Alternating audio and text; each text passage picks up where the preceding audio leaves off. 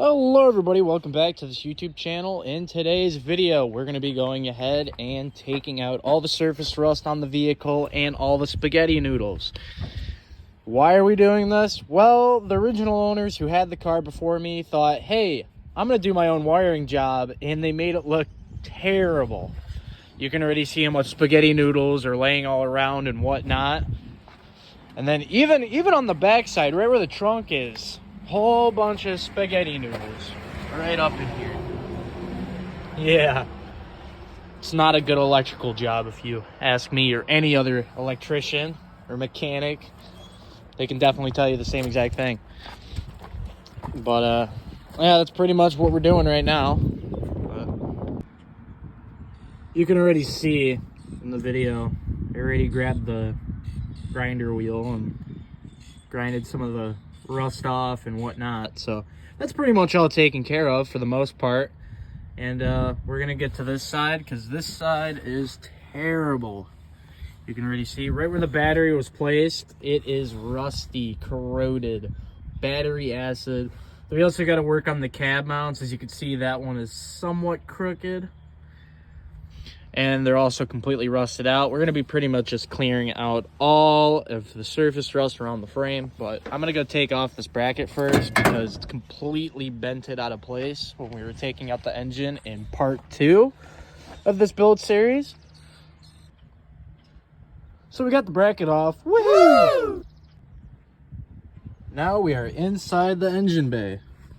I only went in here so I can get a better visual and just so I have a better spot of where I can go ahead and grind all the surface rust out, which made my life a lot easier and whatnot.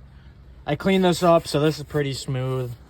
And then I'm doing all the frame. It has a whole bunch of old sludge on it and whatnot, which I was banging out with a mallet.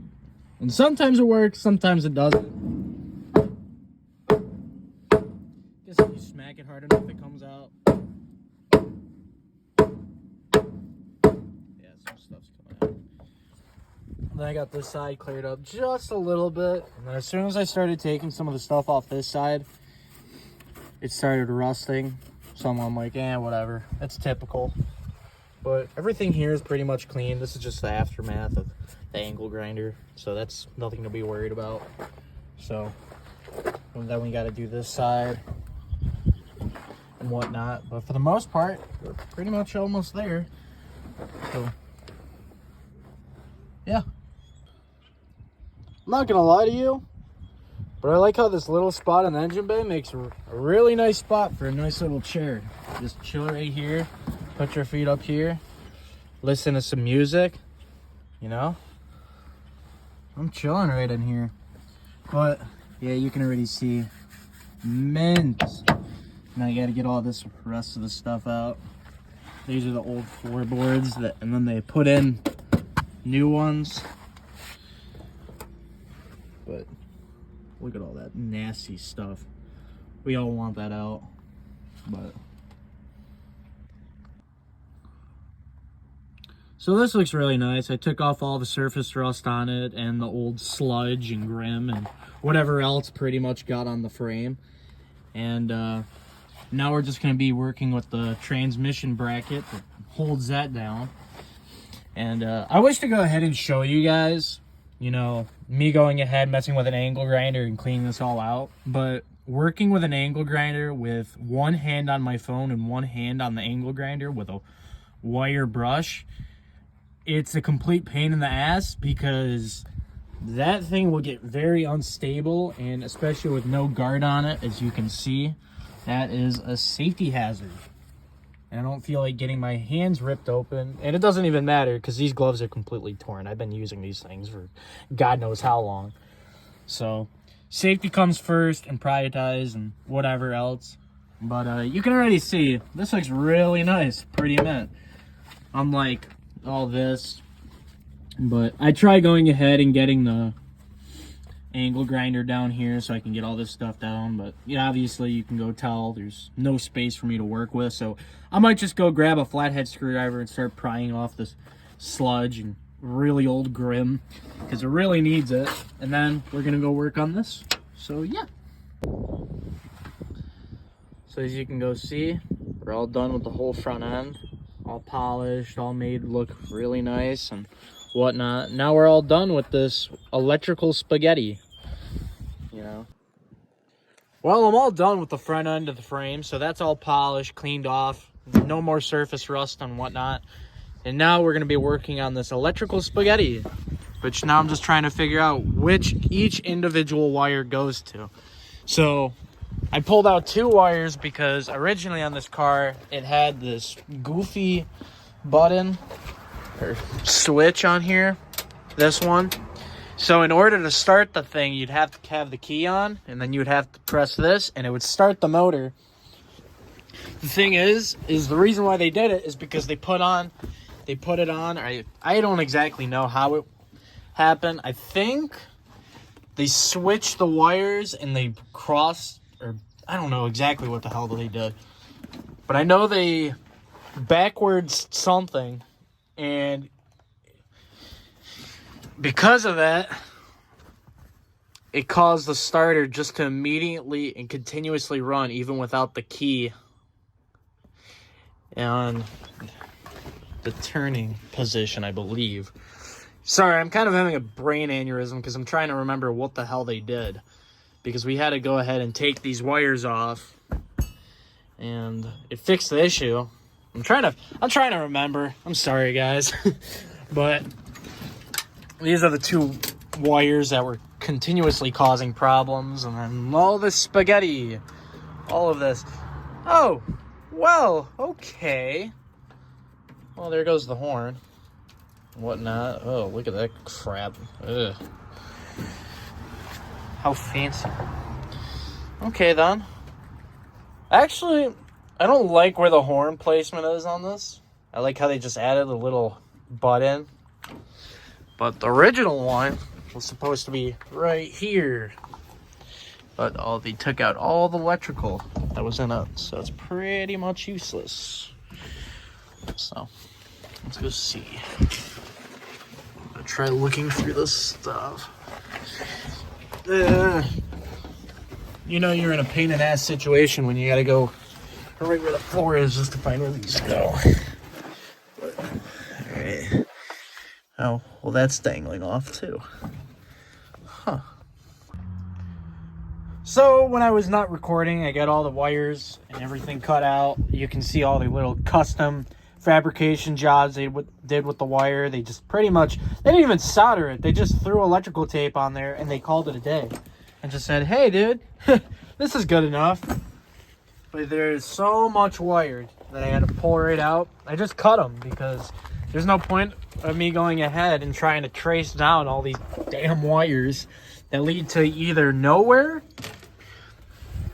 or just they're extremely long and they're just almost the same exact color. So I just called it a day. I'm just going to make a whole new wiring harness for it because I don't even care. Out of anything, I could picture this maybe being the original one at the most, just because of how old and corroded and whatnot this thing has. But that's probably the best you're going to get to factory. But everything else here is just custom fabrication jobs. You can even see these are all custom. You look really close to them. You can even see they're all duct taped and they got really poor. They're just poorly done. Everything here is just poorly done. So they definitely did a wiring harness on their own. I could definitely see that. Because everything's just here is just put together with really bad electrical tape. And they didn't even do it right. I mean, maybe a few of these, kind of like this. And then you have these jobs. It's like, what the hell are you doing? Like, look at that. Oh, and it just disconnected in my hand, look. This job, man. I mean, these wires, I kind of had to cut these off. But, I mean, I'm still keeping them for the headlights and whatnot. But all this, dude, this is all custom. This is definitely custom. This was never on this car. I can guarantee you that. Because this thing's made out of plastic. Yeah, exactly. It's made out of plastic, so it wouldn't have never came off this car. You can see all this custom jobs. Oh my gosh. All the spaghetti noodles. They just keep coming out of everywhere. Hello everybody. It's the next day on this. So what I'm currently doing is resurfacing the frame as what I was doing yesterday. And well, you can already see how much surface rust is on there. It's a little icky. This is the part I was actually doing before. I polished it up just a little bit. I was working on the cab mounts and just up piece. I don't know if you could see it or not because of how dark it is. But right up there, it's partially damaged, and also the rubber bushing that's right here is completely dry rotted. I know this one, I think, see, it's a little rusty. A little bit of rust. I know on the complete other side, it's all rusted up. And I know on those sides, it's completely rusty. And this one, you can obviously see, has seen some better days. But we're gonna try cleaning it up the best we can so we can start welding it in and getting some new metal in it. So let's go do that, and then we'll go from there. But I'm gonna try holding the camera so you guys can see what I'm doing while I got the angle grinder in my hand. No safety features.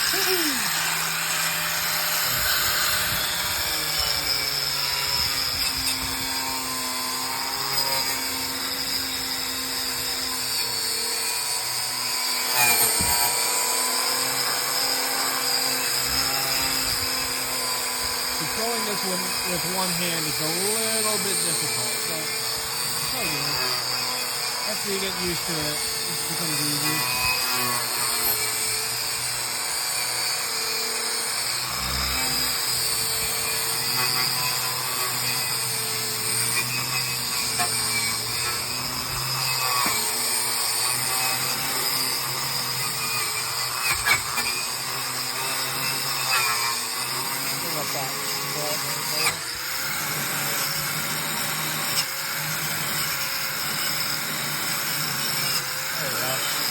Just in case you have to take it out.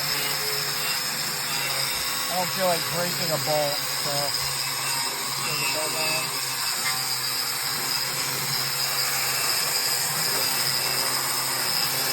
All those sparks are all coming from the surface rust that's on this.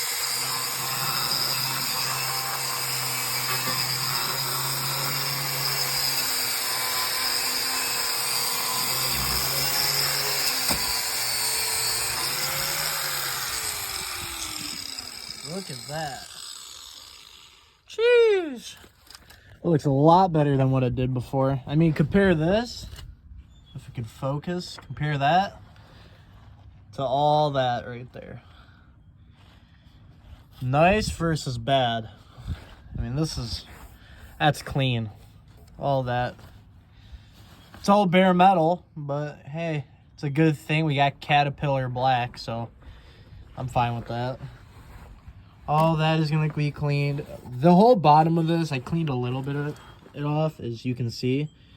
But it does need a little bit more of cleaning and resurfacing. But that's all situated, so I'll get that all done. But you can even see on the marking on the frame and whatnot. So that's pretty good. At least I know I'm doing my part on this vehicle. But, I know some of the viewers are going to be watching this are going to be like, hey, why are you using a creeper on rocks?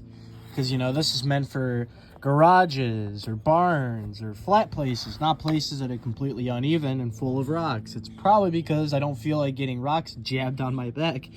So I'm just using this so I can have a nice leverage without feeling uncomfortable. So, you know. So I'm completely done with the cab side of this frame. Everything here is pretty much in really good shape. There's no rust or anything on this side. We'll ignore this though. But the frame is pretty much all solid. Everything is there. And then I clean the inside and outside of the frame. Pretty much just this piece right here. I don't know if you guys can see it or not. So that's all cleaned up. All I gotta do now is I gotta go clean the rear end of the frame. And I gotta clean the front end And the only way you can do that is by ripping out both wheels because the frame is inclined because of those wheels. So I gotta knock these wheels off, and I also gotta knock the back wheels off. Time to pop off the wheels.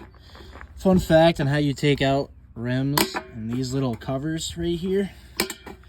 Sometimes you gotta go grab yourself a flathead, something with a slope, and just go that and do it all around. Sometimes they don't come in as good as these do. And sometimes you have to use like a mallet or a hammer or something like that. Luckily for us, this one came off really quickly. So let's go find the socket size really quick. Everything on this vehicle is standard. Well, I have found the lucky socket, and it is a 3/4. Well, we got all the lug nuts removed, so we can pretty much take off the wheel now. Doing this with one hand is kind of tricky. There you go. You get your whole drum brake. All right there. All right, so we cleaned one half of the frame that was under the wheel. So it's pretty cool. Nice little comparison for you. Now I got both sides done on the front part of the frame. I also cleaned the suspension cross member as well, as you can see. So that's a little bit nice and pretty. I also cleaned off the brake drum as well, just a little bit. I didn't like how everything looks a little bit rusty and corroded, so I figured, hey, a little bit of the wire wheel and we're all set. And now I'm gonna go actually end up doing the fenders as well, because I'm looking under it, I'm like, wow, okay. You can already see this is definitely New York vibes for a car. So let me go clean that in 1, 2, 3. So you can go see, boom. Oh, it's still a little bit crusty, but I mean, for the most part, it's all there. And no, don't worry, that's not rust spots, it's just dirt and whatnot. So, though, when I started grinding, ooh, I found those spots, which, whatever. I'll cut those pieces out and replace it with some sheet metal or whatnot, but look at that. Woo! Now I got the wheel back on. Now we got to repeat the same steps that we did on the other side. The most satisfying noise to me, in my opinion, on this entire car is this. Listen. Oh, it sounds so beautiful. I'll just go. Boom. Yeah, you can already see my mistake I did. That is gone. I think, yeah, the nut got stripped, but it's all goofy and whatnot, so whatever. But let's see, get the big boy impact, make sure it's clockwise. Yeah, so it's actually weird on this car because it's clockwise to untighten them on the driver's side, but it is counterclockwise on that side. It is so weird to me. Ugh. Dodge, dodge, dodge. You need to go fix your old cars. I'm telling you, it's irritating me. Like, look at this. I don't like that. I mean, it's cool, but oh, that throws you off on the other side.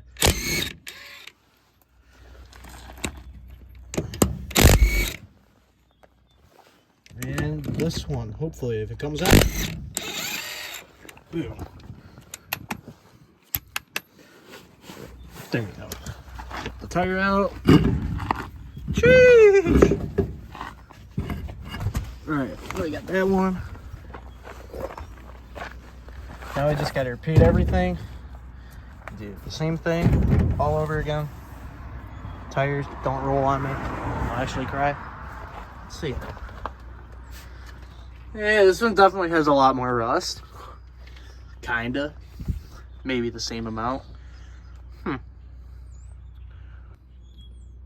I'm going to show you guys the fastest way how to clean your drum brake rotors. Watch this.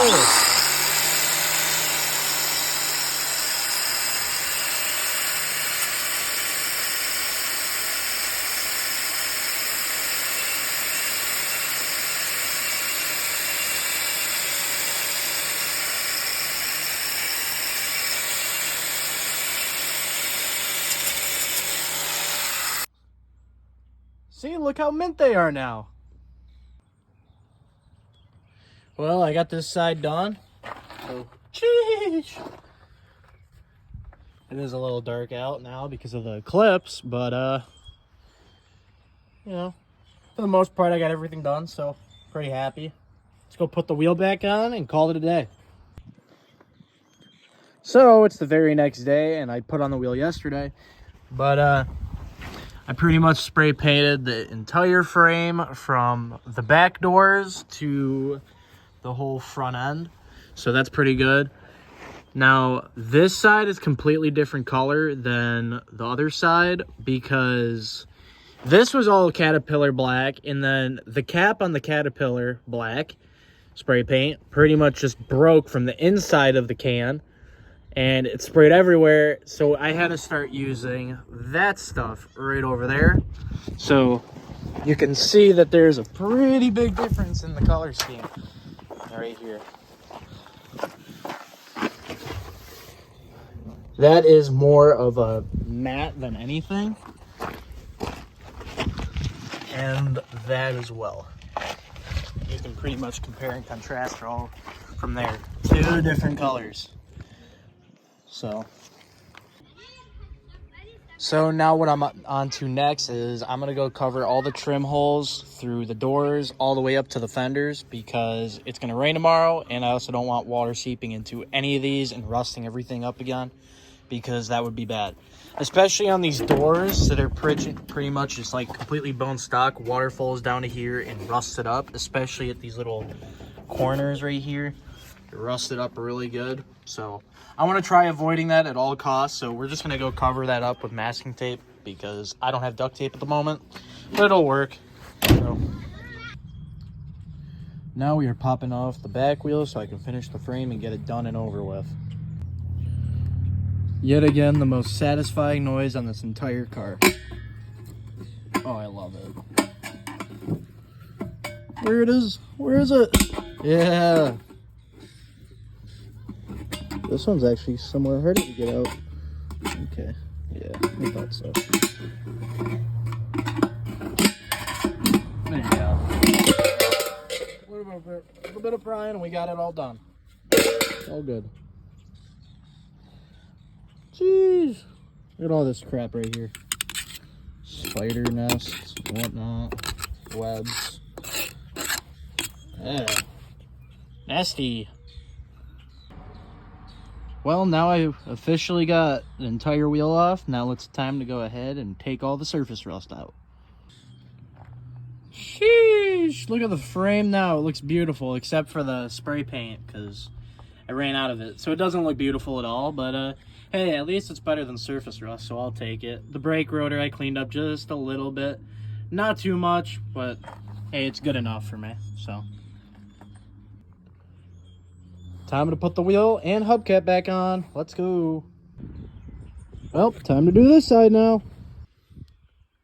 Well, I got the wheel off, and I also got the hubcap off. Now it's time to go clean the frame.